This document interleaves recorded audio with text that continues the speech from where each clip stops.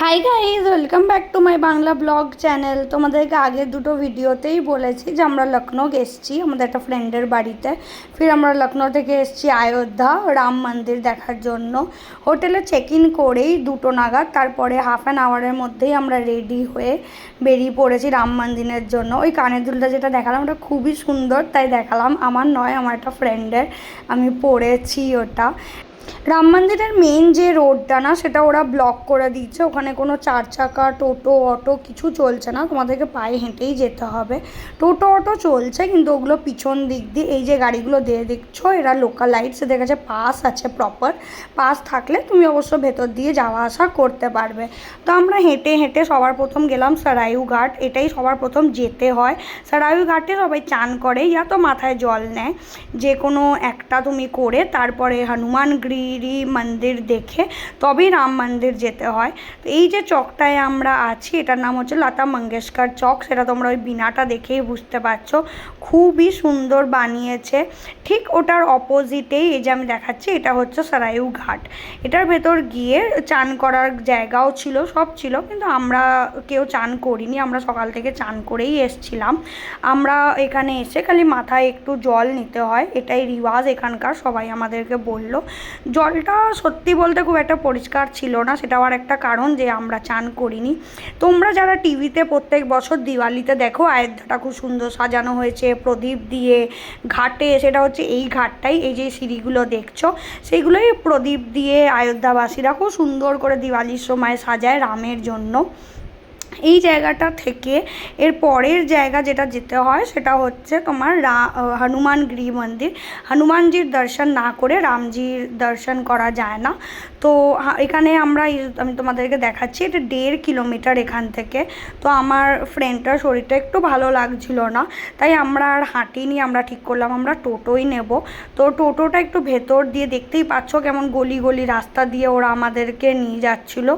আর রাস্তাটা খুবই খারাপ ছিল, আমি ভিডিও করতে পারিনি কারণ কনস্ট্যান্ট নড়ছিল। দিয়ে আমরা ওই টোটো করে চলে এলাম হনুমানগিরি মন্দিরের কাছে।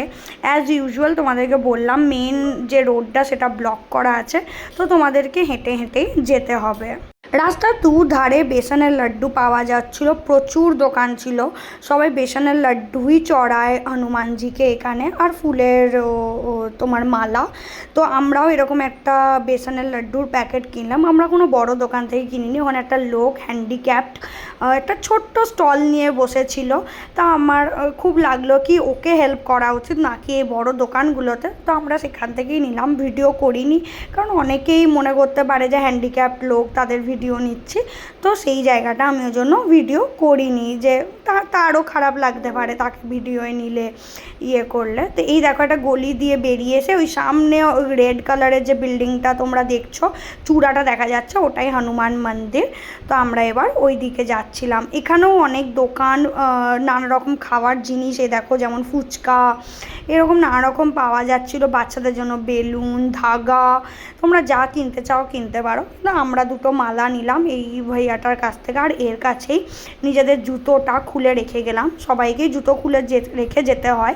তো আমরা ওনার কাছ থেকে মালাটা কিনলাম বলে ওই দেখো ওখানে জুতোগুলো রেখে আমরা উঠলাম। এটা অনেকটা সিঁড়ি ছিল, তো সিঁড়িগুলো দিয়ে আমি প্রণাম করলাম, আর আমি আমার হাজব্যান্ডকেও বলছিলাম কি প্রণাম কর প্রণাম কর। দিয়ে যাই হোক প্রণাম করে আমরা উপরে উঠলাম। আর যেমন হয় মেয়েদের একটু বললাম নিজের ভিডিও করে দে যে আমি উঠছি এমনি। তো মন্দিরটা খুব পুরনো, ভালো, এরকমভাবে তোমরা দেখতেই পাচ্ছ। এটাতে আর কি এক্সপ্লেন করব, কিন্তু খুবই ভিড় ছিল, মানে অনেকটাই সিঁড়িতে সব কিছুতেই ভিড় ছিল। ওর মধ্যে আমি তো ফোন নিতেই পারিনি কারণ আমার হাতে বেসনের লাড্ডু আর মালাটা ছিল। তো সায়নী ভিডিওগুলো করে দিয়েছে। প্রচণ্ড রাশ ছিল সেদিন, ছিল শনিবার, সেটাও আরেকটা কারণ যে হনুমান মন্দিরে এত ভিড় হওয়ার। তো তোমরা যদি কেউ ভিড়টা অ্যাভয়েড করতে চাও শনিবার বা মঙ্গলবার ছেড়ে এসো। এখানে কেমন সিস্টেম কি তুমি আসবে, এই যে এই পুরোহিত মশাইরা দাঁড়িয়ে আছে, ওরা তোমার প্যাকেট থেকে একটুখানি বেসনের লাড্ডু নিয়ে ওদের গামলায় রেখে নেবে, আর মালাটা হনুমানজিকে পরিয়ে ঠিক দেয় না, ওখানে রেখে দেয়, এটাই সিস্টেম। তো এই আমরাও এগোচ্ছি এই মালা আর হাতে। মিষ্টি হাতে ও হনুমানজিকে চড়াবো বলে। এই যে অরেঞ্জ কালারের পুরো মালায় ঢাকা যে মূর্তিটা দেখছো ওটাই হনুমানজির মন্দির। মাথায় ওটা খুব সুন্দর একটা মুকুট করা আছে আর ছাতা করা ছিল। তো এটাই হচ্ছে মন্দিরটা, 2 মিনিটের জন্যেই তোমরা দেখতে পাবে। আর মন্দিরটা খুব বড়, তার আশেপাশে আরও ছোট ছোট মূর্তি ছিল, যেমন এই নরসিংহার মন্দির, ওই দুর্গেশ্বরীর মন্দির, ওইগুলো সব দেখে আমরা আবার জুতো পরে ব্যাক করে চলে এলাম। দিয়ে এবার আমরা এসছিলাম রাম মন্দিরের দিকে। তোমাদেরকে দেখাচ্ছিলাম ওটাই, যে ওই যে মেন গেটটা করা ছিল ওটা দিয়ে ভেতরে ঢুকতে হয়। একটু ঢুকেই আমাদের ফোনগুলো ওরা জমা নিয়ে নিয়েছিল। তো এরকম স্টিলের রেলিং মতন করা আছে, এখান দিয়ে তোমাদেরকে গিয়ে ডান হাতে তোমাদের একটা বিল্ডিং পড়বে, যেখানে তোমার সিকিউরিটি চেক ইনও হবে আর তোমাদের ফোনগুলো জমা নেওয়ার, জুতো জমা নেওয়ার লকারও আছে। তো সেইখানে সব লকারে জমা দিয়ে দিতে হবে। ওই যে সোজা যদি তোমরা দেখতে পাচ্ছ অল্প চূড়াটা, ওইটা রাম মন্দিরের চূড়া ছিল, কিন্তু অত দূর অবধি ফোন নিয়ে যেতে আমরা পারিনি। খুব সুন্দর করে সাজিয়েছে রাম মন্দিরটা, দেখো সাইডগুলোতে এতটা বড় রাস্তা করেছে, কোনো দিন খুব বেশি রাশ হলেও ঠেলাঠেলি হবে না। এরকম স্টিলের রেলিং করে দিয়েছে যাতে বয়স্ক মানুষদেরকে কেউ ঠেলে না দেয়, কোনো রকম কোনো অসুবিধা তারা ফিল না করে। তোমাদেরকে তখনই সিকিউরিটি চেকিংয়ের কথাটা বললাম, তো এটাই ওই সিকিউরিটি চেকিংটা। এটার পরে এরকম একটা জায়গায় আসবে। আমরা প্রথমে তো এটাই মন্দির ভেবেছিলাম সত্যি কথা বলতে, কিন্তু এটা মন্দির নয়, এটা পুরোটাই লকার রুম।